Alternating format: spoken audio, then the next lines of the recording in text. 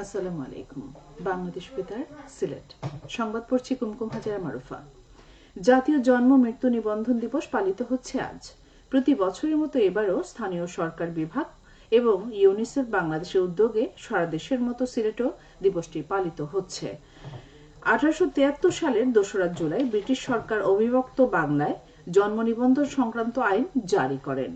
এরপর 2001 থেকে 2006 সালে ইউনিসেফ বাংলাদেশের সহায়তায় পাইলট প্রকল্পের মাধ্যমে 28টি জেলায় ও 4টি সিটি কর্পোরেশনে জন্ম নিবন্ধনের কাজ নতুন করে শুরু হয়। তবে জাতিসংঘের টেকসই উন্নয়ন লক্ষ্যমাত্রা অর্জনে আগামী 2030 সালের মধ্যে 80% জন্ম ও মৃত্যু নিবন্ধন সম্পন্ন করতে জাতীয় জন্ম নিবন্ধন দিবসকে জাতীয় জন্ম ও নিবন্ধন দিবস পালনের সিদ্ধান্ত নেয় তৎকালীন সরকার। জন্ম মৃত্যু আইন 2004 অনুযায়ী শিশু জন্মের 45 দিনের মধ্যে জন্ম নিবন্ধন এবং কোনো ব্যক্তির মৃত্যুর 45 দিনের মধ্যে মৃত্যু নিবন্ধনের কথা বলা হয়েছে। এই উপলক্ষে আজ সকালে হবিগঞ্জ জেলা প্রশাসনের আয়োজনে শোকসভা ও আলোচনা সভা অনুষ্ঠিত হয়। সকাল 10টায় জেলা প্রশাসকের কার্যালয়ের সামনে থেকে শোভাযাত্রাটি জেলা প্রশাসকের কার্যালয় চত্বর ও আশপাশ এলাকা প্রদক্ষিণ শেষে জেলা প্রশাসকের কার্যালয়ে গিয়ে শেষ হয়। পরে জেলা প্রশাসকের কার্যালয় সম্মেলন কক্ষে অনুষ্ঠিত হয় আলোচনা সভা। দিবসটি উপলক্ষে রেলি ও আলোচনা সভা অনুষ্ঠিত হয়েছে মৌলভীবাজারের কমলগঞ্জে। সকাল 11:30টায় উপজেলা পরিষদ প্রাঙ্গণ থেকে রেলিটি বের হয়ে সড়কের প্রধান সড়ক প্রদক্ষিণ করে। পরে উপজেলা পরিষদ হল রুমে অনুষ্ঠিত হয় আলোচনা সভা।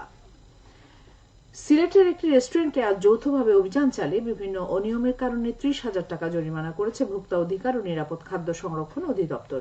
এর আগে গতকাল নগরের কালীঘাট ও আম্বরখানা এলাকায় অভিযান চালিয়ে 6টি ব্যবসা প্রতিষ্ঠানকে 73,000 টাকা জরিমানা করে ভোক্তা অধিকার সংরক্ষণ অধিদপ্তর। বিভিন্ন নিত্যপণ্য অতিরিক্ত দামে বিক্রি করা মূল্য তালিকা প্রদর্শন না করার দায়ে তাদের এই জরিমানা করা হয়েছিল। দুর্গাপূজা নিরাপত্তা নিশ্চিত করতে সীমান্তের পাশাপাশি দেশের পূজা মণ্ডপগুলোতেও নিরাপত্তা নিশ্চিত করতে কাজ করবে বর্ডার গার্ড বাংলাদেশ। গতকাল বিকেলে সিলেটের গোয়াইনঘাট উপজেলার মধ্য জাফলং চা বাগান পূজা মণ্ডপ পরিদর্শন শেষে এ তথ্য জানান বিজিবির 48 ব্যাটালিয়ন অধিনায়ক লেফটেন্যান্ট কর্নেল মোহাম্মদ হাফিজুর রহমান। শারদীয় দুর্গাপূজা নিরাপত্তা নিশ্চিত করতে সারা দেশে প্রায় 33,000 পূজা মণ্ডপে 2,13,000 প্রশিক্ষণপ্রাপ্ত আনসার ভিডিবির সদস্য মোতায়েন করা হবে।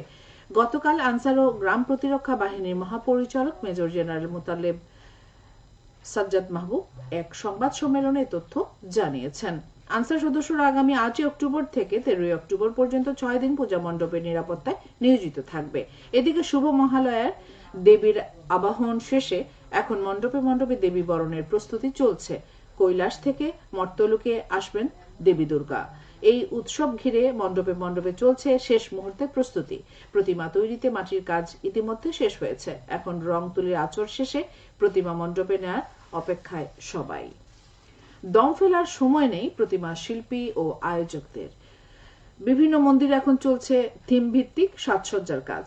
সায়ংকালে ধূপের ধোঁয়া, ঢাকঢোল, উলুধ্বনি, কাসর বন্দিরার সঙ্গে ভক্তিমন্ত্রে মেতে উঠবে পূজা মণ্ডপ। আগামী 9 অক্টোবর মহাষষ্ঠী পূজার মধ্য দিয়ে শুরু হবে দুর্গা উৎসব। এরপর মহাসপ্তমী, মহা অষ্টমী এবং 13 অক্টোবর মহানবমী ও দশমীতে বিসর্জনের মধ্য দিয়ে 5 দিন ব্যাপী এই উৎসব শেষ হবে। এবছর দেবী দুর্গা মর্তে আবাহন করবেন দোলায়, আর ঘোড়ায় চড়েই তিনি ফিরে যাবেন স্বর্গলোকে। জেলা তথ্য অফিস হবিগঞ্জের আয়োজনে রাখাই উপজেলার মুড়াকুড়ি গ্রামে কমিউনিটি সভা অনুষ্ঠিত হয়েছে আজ। এতে স্থানীয় নারী নেত্রী, এনজিও কর্মী, 2 জন কলেজ ছাত্রী সহ 60 জন নারী উপস্থিত ছিলেন। এর আগে একই উপজেলার দাসপাদা গ্রামে উঠান বৈঠক অনুষ্ঠিত হয়। এতে গ্রামের নারী ও শিশুরা অংশ নেয়। সিলেট বিভাগে গত সেপ্টেম্বর মাসে 24টি সড়ক দুর্ঘটনায় 20 জন নিহত, 24 জন আহত হয়েছেন। নিরাপদ সড়ক চাই সিলেট বিভাগীয় কমিটি এক বিজ্ঞপ্তিতে এই তথ্যটি জানিয়েছে। এর আগে আগস্ট মাসে সিলেট বিভাগে 19টি সড়ক দুর্ঘটনায় 20 জন নিহত, 44 জন আহত হয়েছেন বলে বিজ্ঞপ্তিতে জানানো হয়। বিজ্ঞপ্তিতে বলা হয়, সেপ্টেম্বর মাসে সিলেট বিভাগে নিহতের মধ্যে 9 জনই মোটরসাইকেল চালক ও আরোহী। এর মধ্যে সবচেয়ে বেশি সড়ক দুর্ঘটনা সংঘটিত হয়েছে সিলেট জেলায়, আর সবচেয়ে কম সড়ক দুর্ঘটনা সংঘটিত হয়েছে সুনামগঞ্জ জেলায়।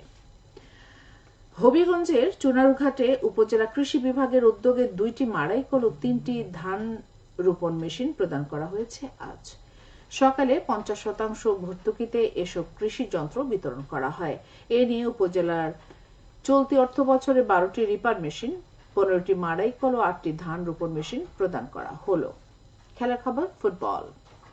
মৌলভীবাজার কুলাউড়া উপজেলার বরমচাল ভাটেরা ডিগ্রি কলেজ মাঠে দ্বিতীয় মালিক ফুটবল টুর্নামেন্টের দ্বিতীয় সেমিফাইনালে গতকাল ইউনাইটেড স্পোর্টিং ক্লাব নখাই ট্রাইব্রেকারে 5-3 গোলে বরমচাল স্পোর্টিং ক্লাবকে পরাজিত করে ফাইনালে উন্নীত হয়েছে।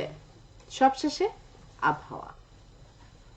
সন্ধ্যা 6টা পর্যন্ত পূর্বাভাসে বলা হয়েছে সিলেট ও পার্শ্ববর্তী এলাকায় আজ কোনো সতর্কবাণী নেই এবং কোনো সংকেতও দেখাতে হবে না। আজ সিলেটে সূর্যোদয় হয়েছে ভোর 5টা 46 এবং সূর্য অস্ত যাবে সন্ধ্যে 5টা 34। সংবাদ শেষ হলো। আমাদের পরবর্তী স্থানে সংবাদ প্রচারিত হবে সন্ধ্যে 7টায়।